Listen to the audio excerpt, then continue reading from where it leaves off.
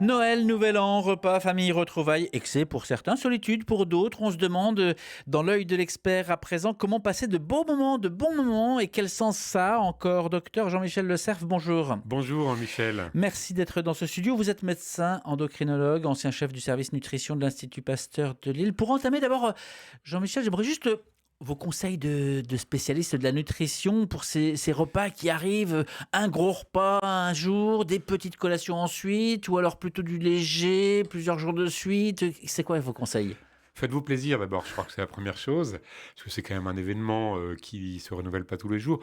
Effectivement, on peut quand même donner des conseils de bon sens, c'est-à-dire qu'il faut pas répéter les repas excessifs plusieurs jours en suivant, parce que là, ça va pas marcher. Mais manger avec plaisir et avec modération des bonnes choses que vous n'avez pas l'habitude de manger, tout ira bien. Surtout, ne vous privez pas avant en vue de faire des excès, ça c'est catastrophique, et ne vous privez pas après parce que vous avez fait des excès, vous risquez d'avoir un effet inverse, c'est-à-dire d'avoir une sorte de rattrapage et puis de stockage ultérieur. Donc le lendemain d'un repas un peu excessif, naturellement vous allez manger un petit peu moins, un peu plus léger, un peu plus frais, des choses simples, des potages et des choses toutes simples à base de légumes et de fruits. Mais voilà, il faut pas rentrer dans un système d'excès et puis de privation. Donc vous dites qu'on élimine des excès de son organisme de manière quasi naturelle. Oui, absolument, absolument. Sauf si c'est la fête pendant 10 jours, tous les jours, matin, midi et soir. Là, ça va pas marcher. Mais sinon, si vous avez un repas un peu plus important, ça sera le cas. Avec des bonnes choses un peu plus riches, ce sera le cas aussi. Prenez-le sans vous culpabiliser, avec plaisir, avec modération. Vous n'êtes pas obligé de vous resservir 3 fois. Et puis le lendemain, de toute façon, vous aurez la sensation qu'il faut un petit peu vous mettre au ralenti. Vous avez parlé de plaisir en entrant, Jean-Michel, en abordant ce sujet. On va y revenir le plaisir aussi de se retrouver, mais peut-être juste un petit conseil pour peut-être ceux qui auraient moins, ceux qui n'auraient pas grand-chose. Est-ce qu'on peut faire du festif, de l'exceptionnel, même en matière de repas et de nourriture, marquer le coup, sans non plus casser son PEL? Oui, alors c'est vrai qu'on peut avoir quand même une pensée, une attention à ceux qui sont seuls et qui ne vont pas avoir la chance de manger en famille. Et c'est pour ça que votre repas familial doit pas être pantagruélique au point d'être choquant. Ça, c'est absolument certain. Donc il faut simplement qu'on soit dans le plaisir de choses raffinées et bonnes, même si elles sont pas forcément coûteuses. Et donc tout ira bien.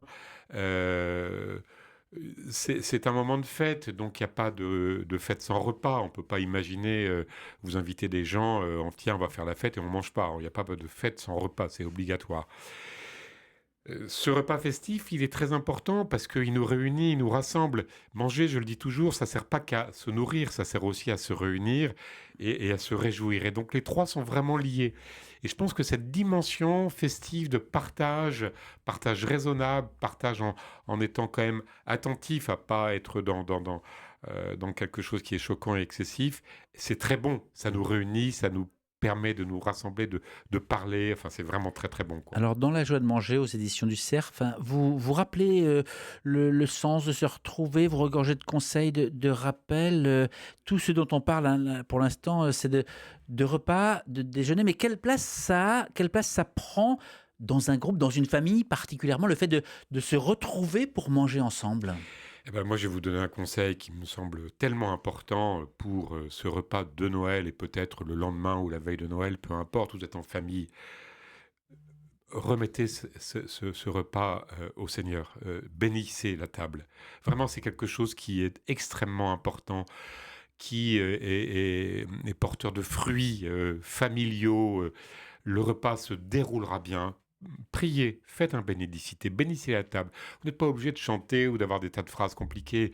Que le maître de maison, celui qui reçoit, ou la maîtresse de maison, celle qui reçoit, ou le couple qui reçoit, bénissent la table. Vraiment, c'est quelque chose qui transforme nos repas, en font des moments de paix, d'apaisement.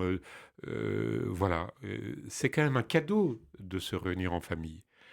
Vraiment, faites-le. Mais quel sens ça a? C'est de rendre grâce, de se retrouver ensemble ou alors d'avoir des assiettes pleines, de... Tout. Tout. Rendre grâce pour la joie d'être ensemble, rendre grâce pour le repas qui a été préparé, rendre grâce pour ceux qui nous ont permis d'avoir toute cette alimentation et cette fête. Avoir aussi une pensée pour ceux qui sont seuls, une prière pour ceux qui sont seuls et pour ceux qui sont en manque, que cette pensée soit aussi accompagnée dans les jours qui ont précédé ou les jours qui suivront de gestes envers ceux qui sont seuls. Allez voir votre voisine en lui portant un bouquet de fleurs ou une carte ou peu importe, une bougie. Bien sûr, les actes doivent accompagner nos prières. Mais que cette prière soit présente, toute simple. Il ne faut pas des grands mots. Et si vous êtes avec les enfants, un signe de croix, merci mon Dieu pour ce repas que nous allons vivre ensemble. Vraiment. Euh, Être chrétien, c'est aussi désirer être habité par le Seigneur dans tous les moments de notre quotidien. Et ce moment-là, c'est un moment pour lequel on peut rendre grâce. Merci Seigneur pour ces dons que tu nous fais, la chance et la joie de pouvoir partager ce repas. Mais ce que vous dites, c'est que ça ne se rajoute pas, mais ça doit venir de l'intérieur, ça se respire en fait. C'est pas quelque chose qu'on rajouterait, une couche qu'on rajouterait. Au contraire, ça doit venir de manière naturelle. Jean-Michel, Prenez-en l'habitude. c'est ça.